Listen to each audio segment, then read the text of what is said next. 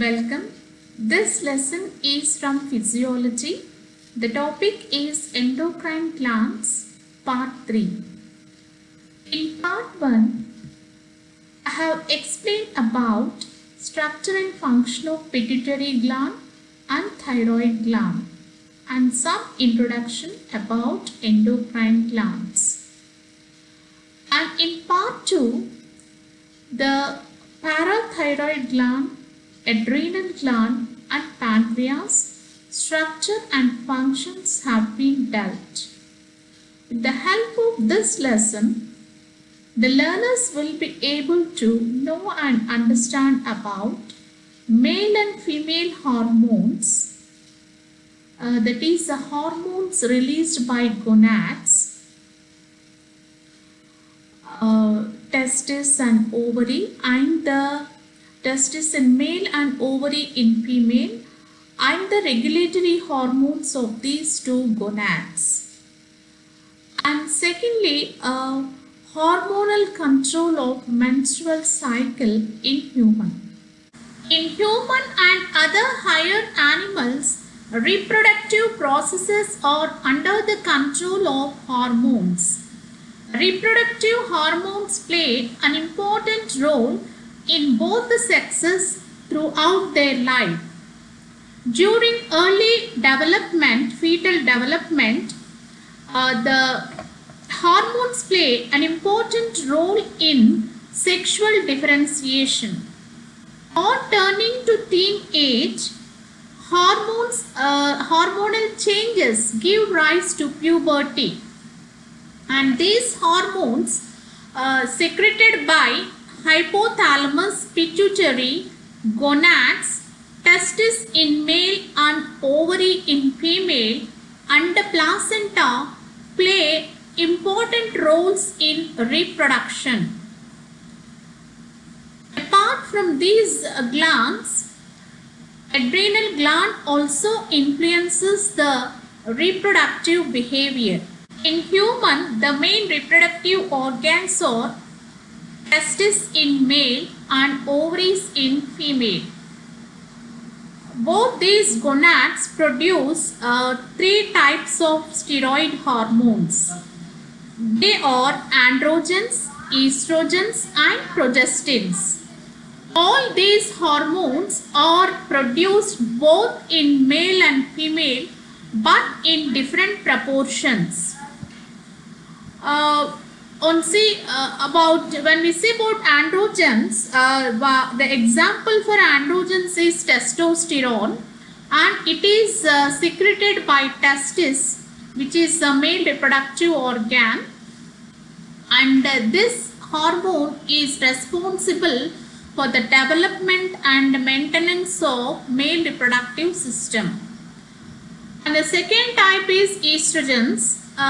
The example of estrogens is estradiol, and this is secreted by ovary in female, and it is responsible for development and maintenance of female reproductive system. And the third type of gonadal hormones are progestins. Example, this progesterone, it is secreted by corpus luteum and placenta. Progesterone is responsible for preparing the body for pregnancy, and if pregnancy occurs, it helps in maintaining the pregnancy until birth. Now let us see about regulation of gonadal hormones. Hypothalamus is the chief regulatory organ because it produces 2 types of hormones, releasing hormones or release hormones or release inhibiting hormones. Release hormones and release inhibiting hormones.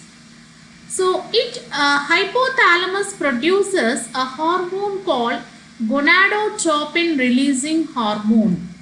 So this hormone it stimulates the anterior pituitary to produce and release 2 types of hormones. So those hormones are protein hormones called FSH hormone and LH hormone. FSH stands for follicle stimulating hormone. So this follicle stimulating hormone, it helps in promoting spermatogenesis in male. Spermatogenesis in male, that is in the male reproductive organ, the testis produces sperms. So this process is called spermatogenesis. So this follicle stimulating hormone, it helps or it promotes in spermatogenesis. Whereas this follicle stimulating hormone in female, it promotes oogenesis, that is the production of ova by the ovary. And this another hormone is the LH hormone, that is the luteinizing hormone. So this luteinizing hormone, it is also called as interstitial cell hormone, as it specifically acts on some interstitial cells. It acts on interstitial cells or Leydig cells which are present in the testis. Follicle stimulating hormone is secreted throughout the life in males. So this hormone, it stimulates the testis to produce sperms. It stimulates the testis to produce sperm. It stimulates the sperm production. The testis consists of numerous seminiferous tubules, and in seminiferous tubules, sperms are produced by the seminiferous tubules. And along with the FSH, the another hormone, that is the luteinizing hormone, it stimulates the Leydig cells which are present in the testis.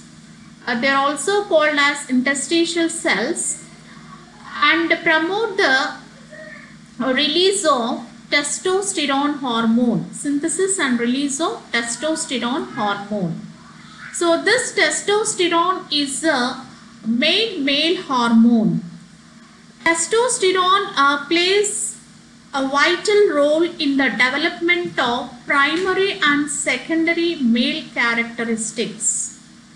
The primary male characteristics include the development of testis, epididymis,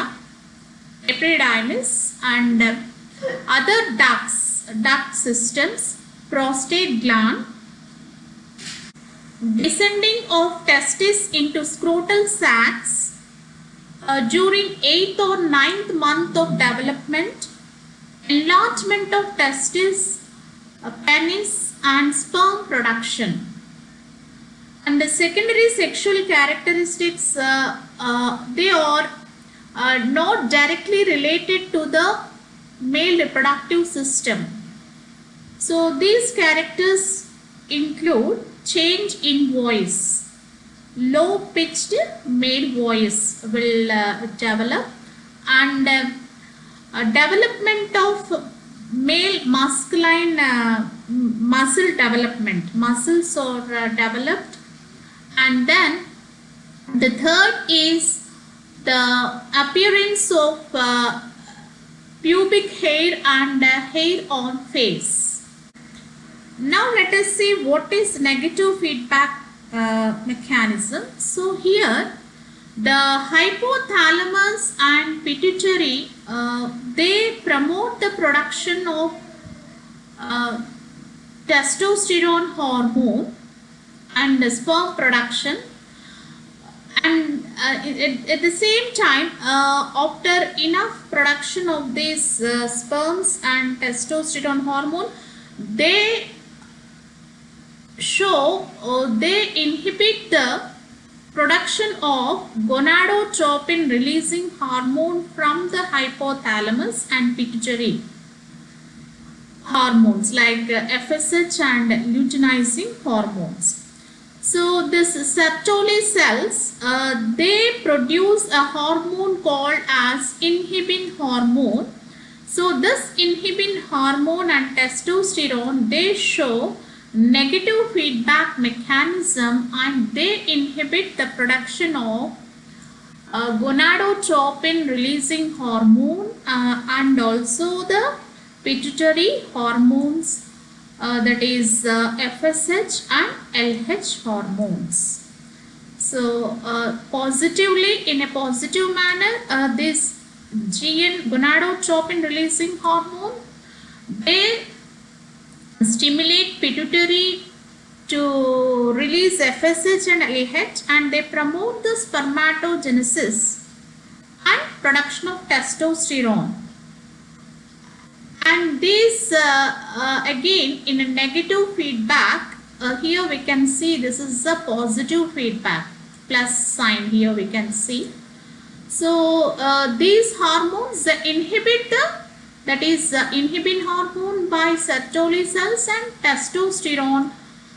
They both inhibit the release of FSH and LH by pituitary and gonadotropin releasing hormone from hypothalamus. Now let us see about hormonal regulation of ovary. As we have seen in the case of male hormones, male reproductive organ, it is the same regulation here.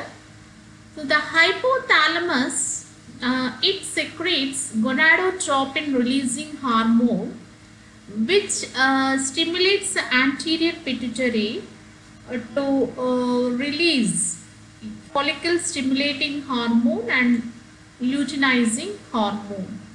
So these two protein hormones act on the ovary, and the ovary releases two hormones, namely estrogen and progesterone. Estrogen is released by the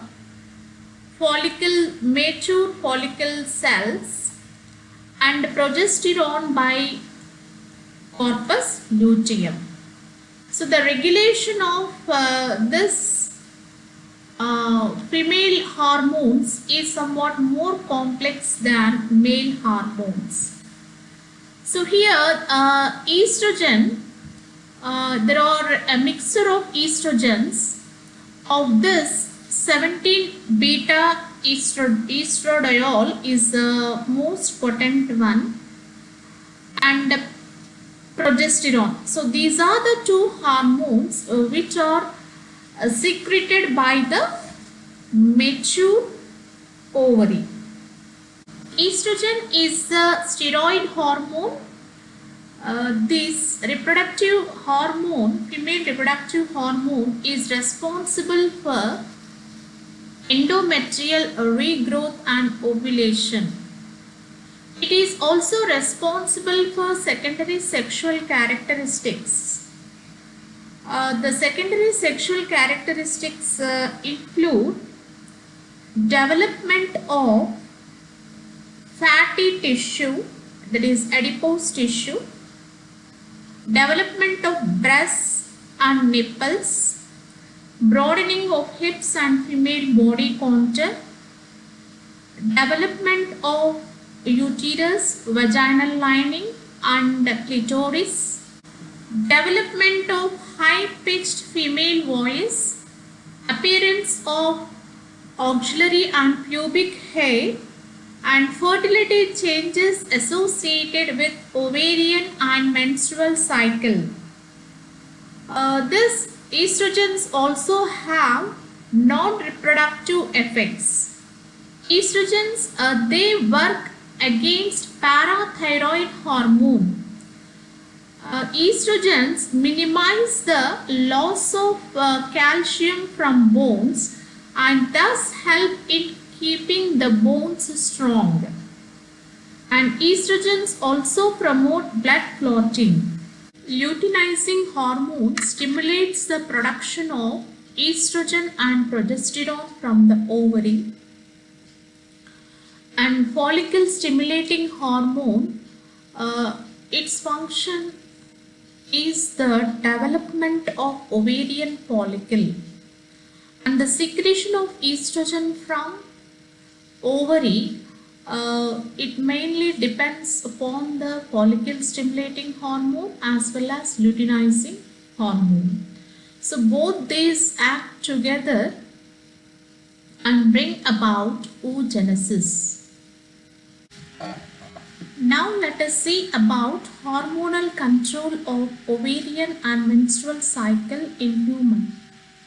The reproductive process in women is more complicated than that of man. So in women, two organs are involved in the reproductive process, namely ovary and uterus.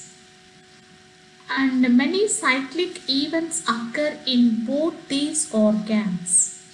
The cyclic events that occur in ovary constitute the ovarian cycle, and the cyclic events that occur in the uterus, they constitute the uterine cycle. So in both these cycles, the hormones of the hypothalamus, pituitary and ovary involved in maintaining the ovarian and uterine cycles. Now let us see about ovarian cycle. The cyclic events that occur in the ovary constitute the ovarian cycle. Ovarian cycle has three phases. The first is follicular phase. In follicular phase, growth and development of follicles takes place. And the second is the ovulation phase. In this phase, egg is released from the ovary. And the third is the luteal phase. In the luteal phase, the follicle tissue is transformed into corpus luteum. The ovarian cycle begins with the release of gonadotropin, a releasing hormone from the hypothalamus. So this gonadotropin releasing hormone stimulates anterior pituitary to release two protein hormones, namely follicle stimulating hormone and luteinizing hormone. So as we have already studied that the ovarian cycle consists of three phases. So now let us see the first phase, that is follicular phase. So this follicular phase starts with the release of the follicle stimulating hormone.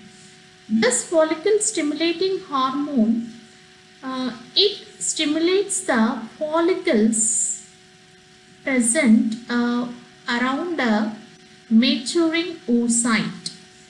So it stimulates the growth of follicles which are present around a maturing oocyte. So all these developed follicles, all the developing follicles, they secrete a hormone called estrogen. And this estrogen, it stimulates the release of luteinizing hormone. It helps in the release of luteinizing hormone from anterior pituitary.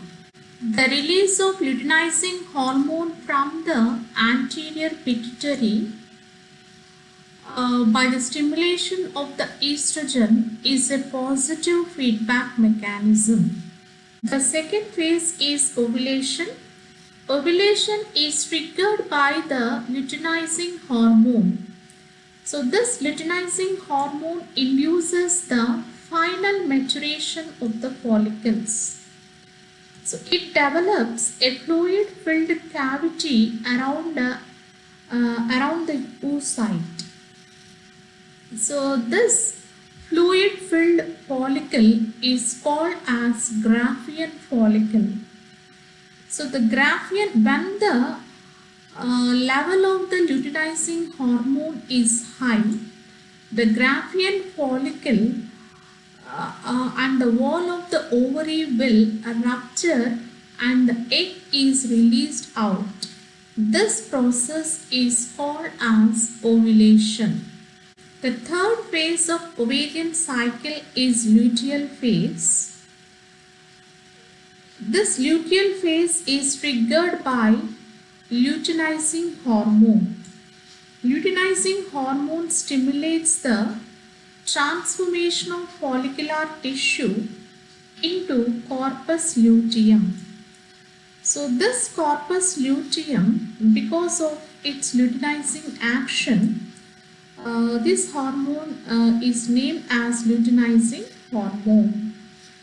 So corpus luteum acts as an endocrine gland and it secretes two hormones, namely estrogen, that is estradiol, and as well as progesterone.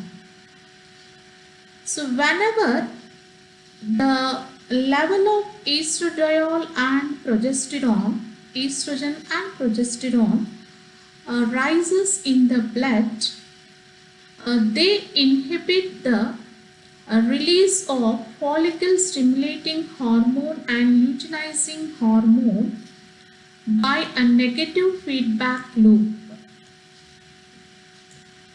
acting on both the anterior pituitary as well as the hypothalamus. In this image, we can see the ovarian cycle.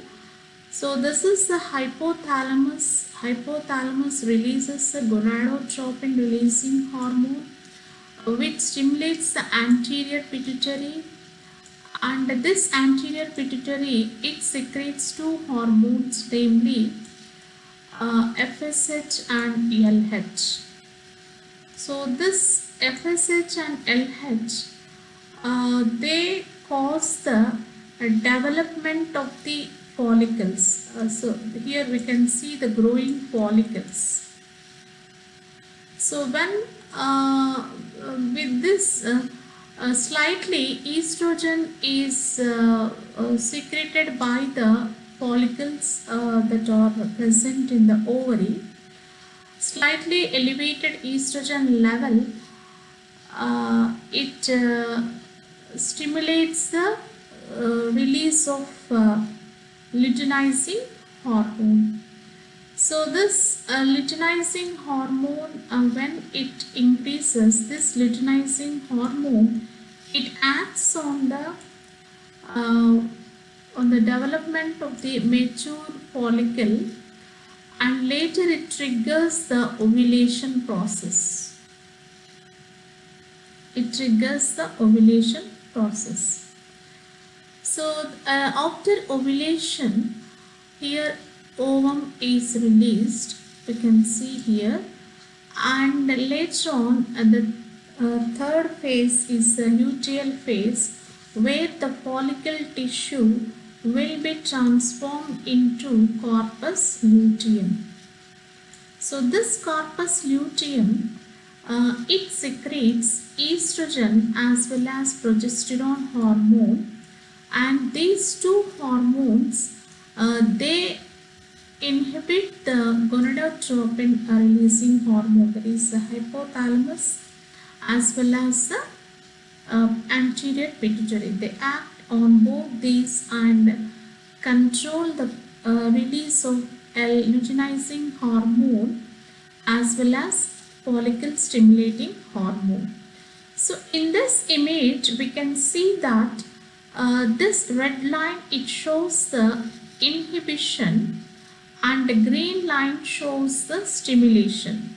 So here we can see this is a positive feedback. Green line shows a positive feedback, where when estrogen increases, it stimulates the anterior pituitary for the release of luteinizing hormone. So this is a positive feedback, and here in the red we can see this is a negative feedback loop, where the estrogen and progesterone levels inhibit the anterior pituitary and hypothalamus to stop the release of luteinizing hormone and follicle stimulating hormone. Now let us see about uterine cycle, also called menstrual cycle. In the uterine cycle, cyclic events takes place, and the cyclic events that take place in the inner lining of the uterus constitute the uterine cycle. This uterine cycle consists of three phases. One is proliferative phase, the second is secretory phase, and the third is menstrual phase. The proliferative phase, here in this image we can see the in this image we can see both the ovarian cycle as well as uterine cycle. So these are the stages of the ovarian cycle, and this shows ovarian hormone levels, and this is uterine cycle. So in the uterine cycle, first is the proliferative phase. The proliferative phase involves the thickening of the endometrium. So the thickening of the endometrium occurs due to rapid rate of cell division, due to increased rate of cell division. And this thickening is also associated with the growth of endometrial glands and enlargement of endometrial arteries. So in this phase, proliferative phase, the endometrium it prepares itself for the implantation, for the possible implantation of the embryo. So this is the increased levels of estrogen as well as progesterone secreted by corpus luteum. They stimulate the proliferative phase. That is, this proliferative phase is stimulated by the hormones estrogen and progesterone secreted by corpus luteum. The next is the secretory phase. This secretory phase it is associated with the luteal phase of the ovarian cycle. This is coordinated by the luteal phase of ovarian cycle. So in this phase, a nutritive fluid is secreted by the endometrium, which nourishes the developing embryo. And the third phase is the menstrual phase. So in this phase, the shedding of the endometrium occurs and bleeding occurs through the vagina. So this phase is triggered by the disintegrating corpus luteum, which stops the release of progesterone and estrogen hormones. The decrease in the level of this two ovarian hormones, that is estrogen and progesterone, causes spasm of arteries in endometrium, and this leads to bleeding. At the same time, the endometrium also disintegrates and menstruation occurs. Menstruation occurs for a few days, and the menstruation, both ovarian and uterine cycle occur, they stop after 450 cycles. So the stage after the stoppage of this ovarian and uterine cycles is called menopause. So this menopause usually occurs between 46 and 54 years. Broadly, the events of ovarian cycle and uterine cycle or repeated every 28 days. On an average, one mature ovum is released during this period from one of the two ovaries. There are two ovaries, and any one of the ovary releases the ovum, mature ovum, through a process called ovulation, and this occurs during the 28 days period. While describing the menstrual cycle, it is a practice to place the ovulation in the mid of the period of 28 days. That is, the ovulation occurs on the 14th day, and the first day of this cycle is the start day of the menstrual flow. And this both ovarian and uterine cycle together is divided into three phases. The first is the pre-ovulatory phase or proliferative phase. So this pre-ovulatory phase or proliferative phase, it lasts from day 1 to day 14. So here it lasts from day 1 to day 14. So this is the pre-ovulatory phase. So during this phase, the follicles start developing. The follicles, they increase in their size. Follicles develop and they secrete estrogens. So this estrogen causes the development of new endometrium. So this is a preparation phase for the implantation. And next is the ovulation phase, and this ovulation phase occurs on day 14. So whenever during this phase the LH levels, luteinizing hormone levels, they rise very rapidly, and here the follicle, the mature follicle or the Graafian follicle will rupture and the mature ovum is released in the ovulation phase. So this process is called as ovulation, and the ovum is released from the ovary. So during this phase, the body temperature rises about 1 degrees Fahrenheit. The third is the post-ovulatory phase or secretory phase. So in this phase, this phase lasts from day 15 to 28. So during this phase, the Graafian follicle after ovulation, it transforms into corpus luteum.